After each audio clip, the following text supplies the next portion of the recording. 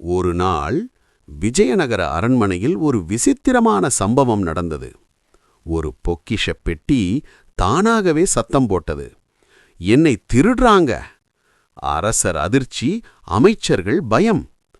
பொக்கிஷம் பேசுதா? இந்த ரகசியத்தை கண்டுபிடிக்க வந்தார் தெனாலிராமன். அரண்மனையில் ஒரு பெரிய பொக்கிஷம் இருந்தது. ஒரு நாள் இரவு அந்த பெட்டியிலிருந்து சத்தம், என்னை காப்பாற்றுங்க! காவலர்கள் பயந்தார்கள். இது பேய் என்று ஓடினார்கள். அடுத்த நாள் அரசர் கேட்டார், நேற்று இரவு என்ன நடந்தது?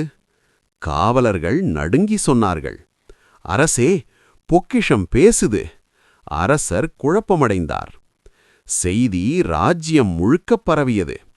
அந்த பெட்டி சாபம், அதுல பேய் இருக்கு. யாரும் அந்த அறைக்குச் செல்ல தயங்கவில்லை. தெனாலிராமன் வந்தார். அவர் சிரித்தார். பொக்கிஷம் பேசுமா?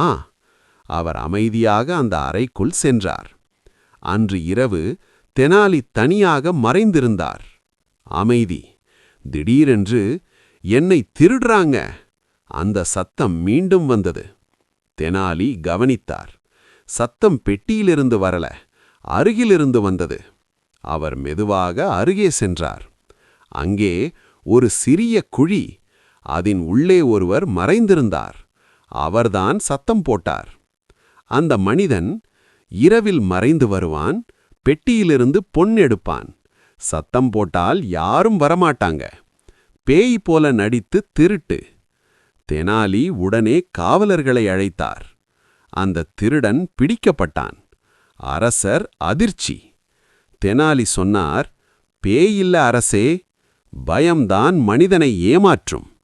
யாராவது பயமுறுத்தினால் நீங்க ஓட வேண்டாம், யோசிக்கணும். தெனாலி சிரித்தார்.